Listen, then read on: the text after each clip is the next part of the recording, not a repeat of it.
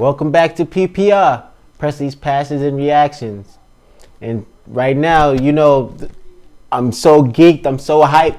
The NBA playoffs is starting tomorrow, so looking forward to it. You know that my team is the Celtics. Unfortunately, my man Kyrie, Uncle Drew, he's out. He's not playing till next season. So it's like, there's only so much that I can hope for when it comes to my team. But Jason Tatum, Jaylen Brown, Marcus Morris, Al Horford, Aaron Baines, they balling. They still playing hard. They doing their thing. So I'm wishing my best of luck to them in the first round series against the Milwaukee Bucks. And I'm so looking forward to this series. Milwaukee, their last game of the season got smashed by Philly. So, they're coming into the playoffs on the downturn.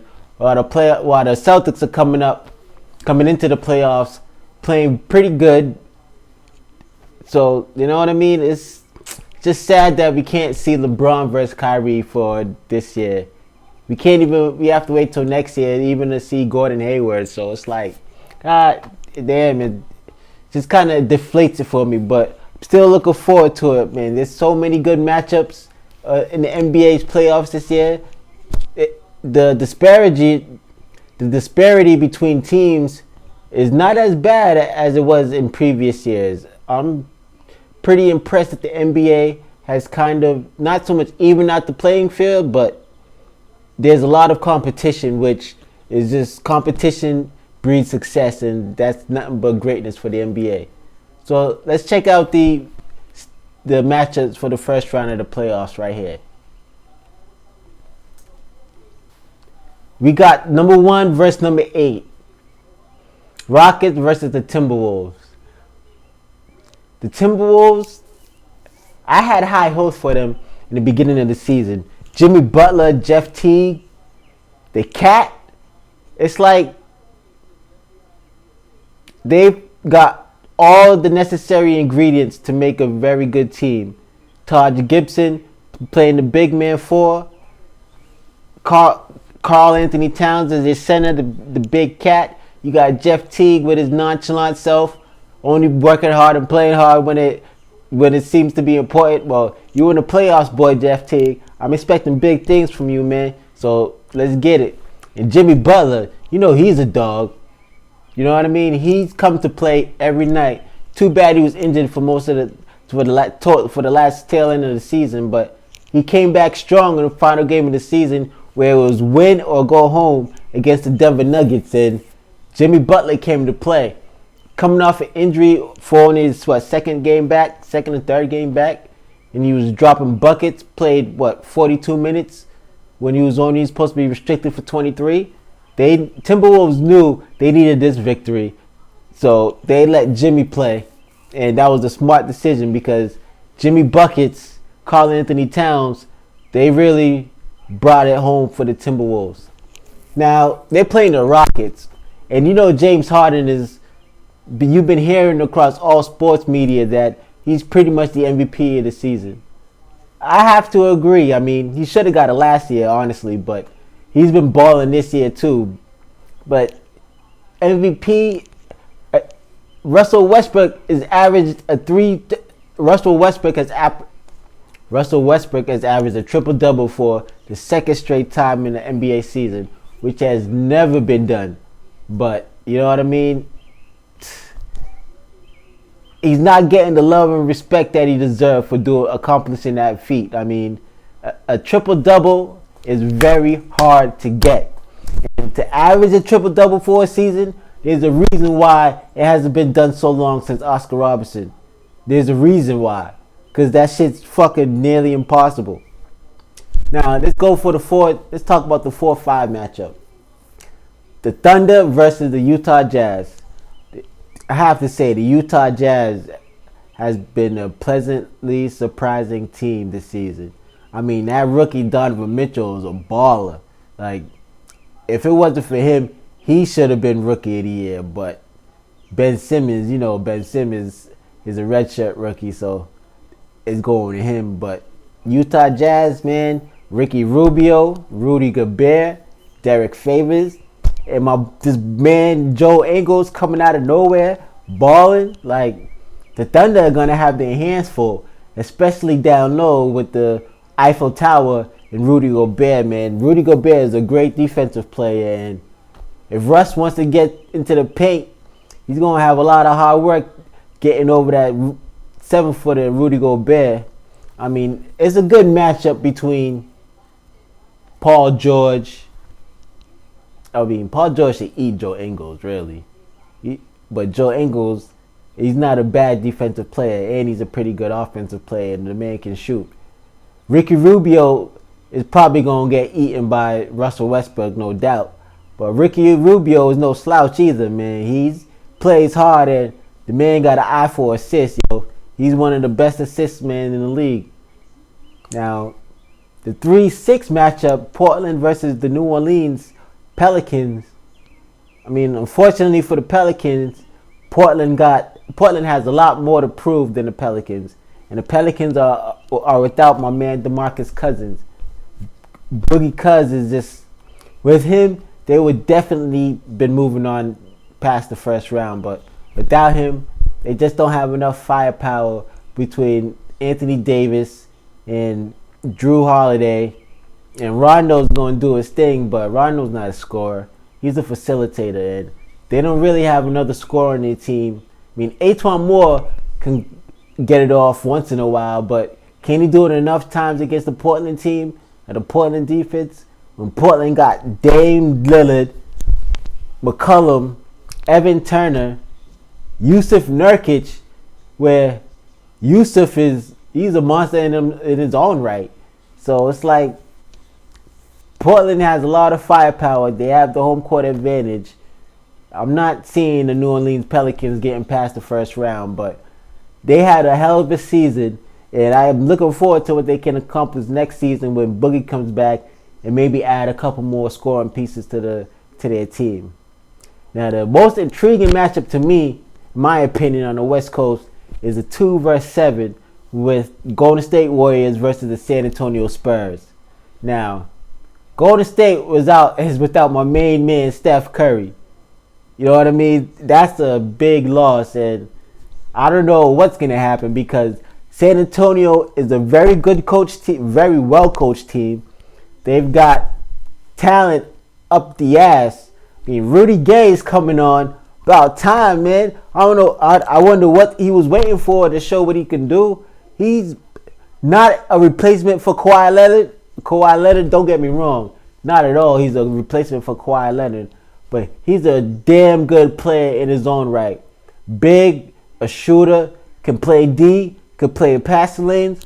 I'm looking for big things from Rudy Gay in this series, especially against Kevin Durant and Andre Iguodala.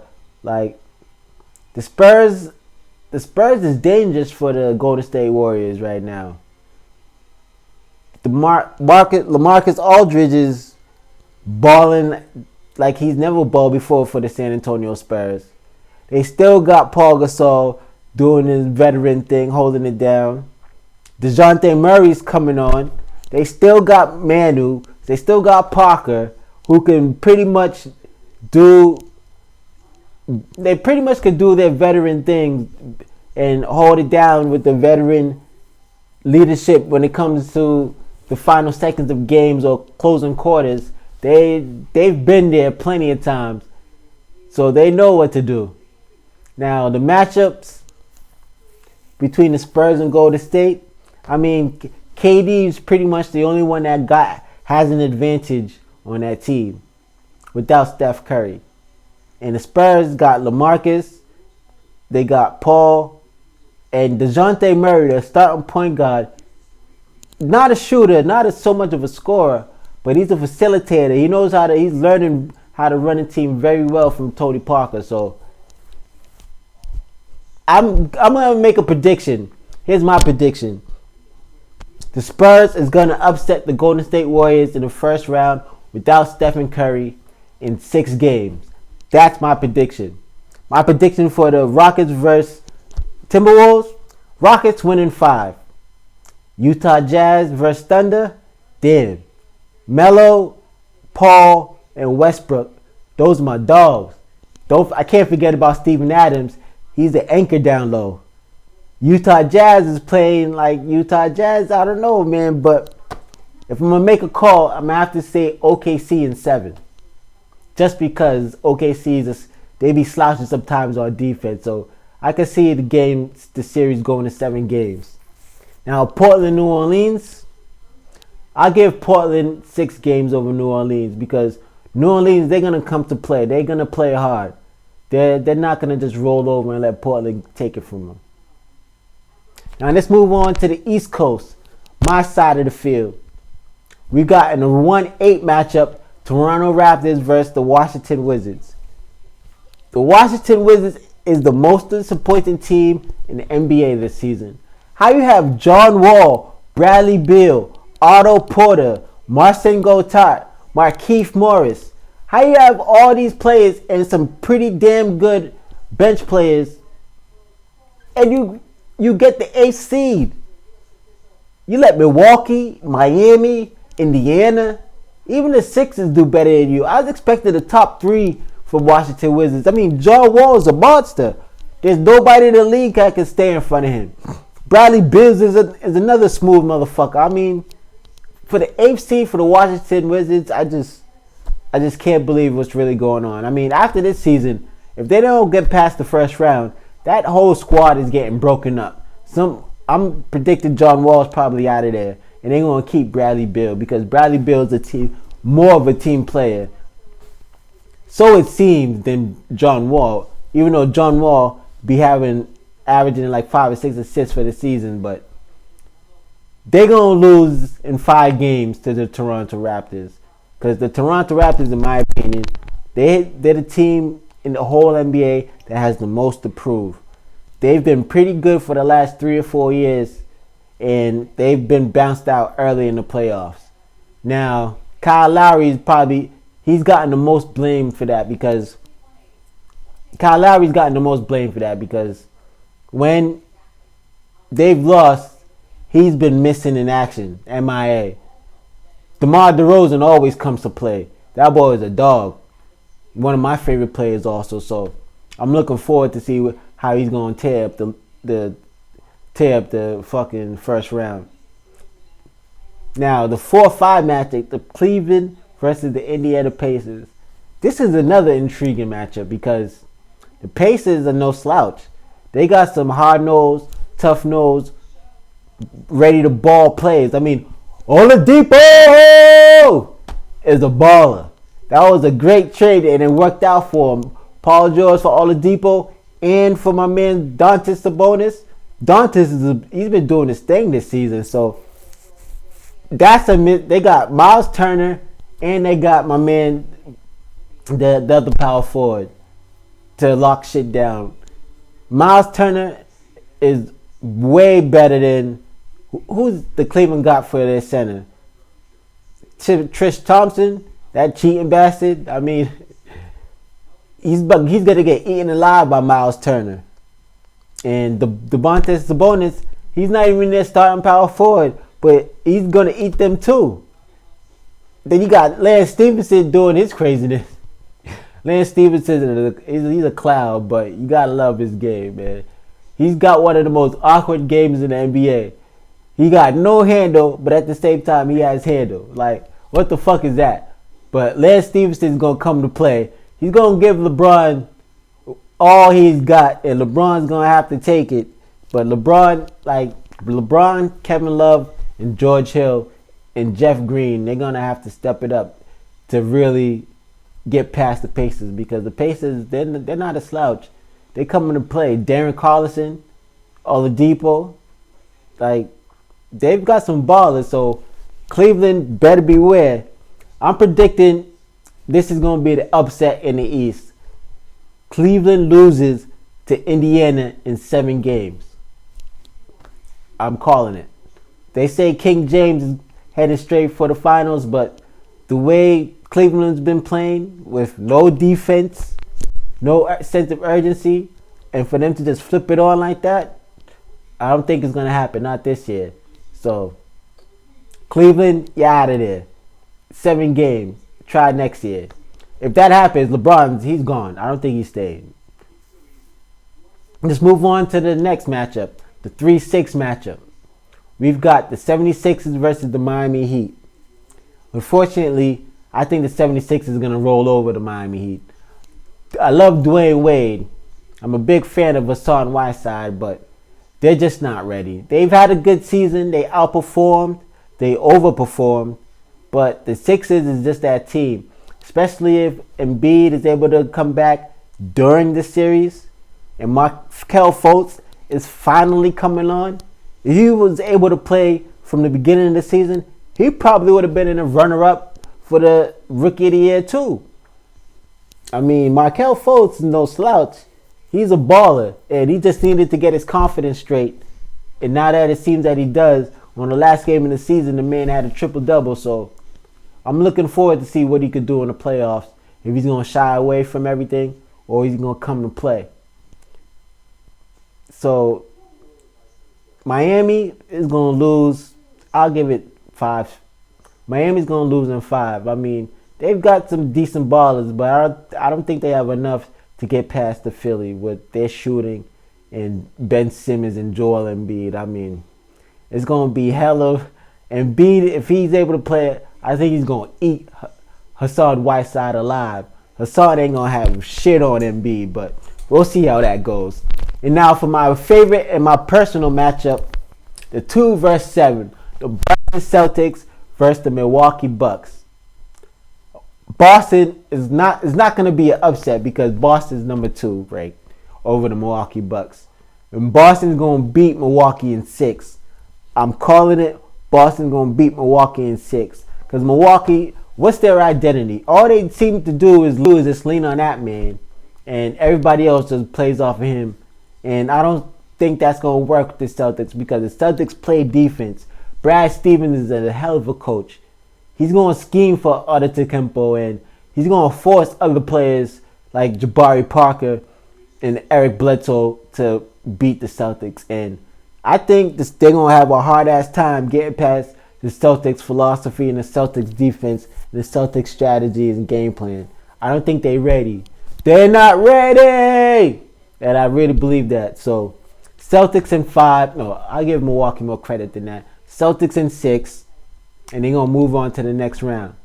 Now, what happens in the next round? I don't know.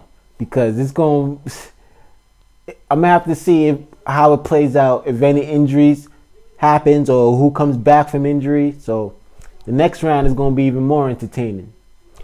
Tell me what you think about the NBA Finals, NBA playoffs. Who do you think is going to be in the Eastern Conference Championships and the Western Conference Championships? In the Western Conference Championship, I'm going with the Sixers in Toronto. That's what I think is going to happen. In the Eastern Conference Championship, it's going to be the Sixers in Toronto. In the Western Conference Championship, I so bad want the Rockets and the Thunder.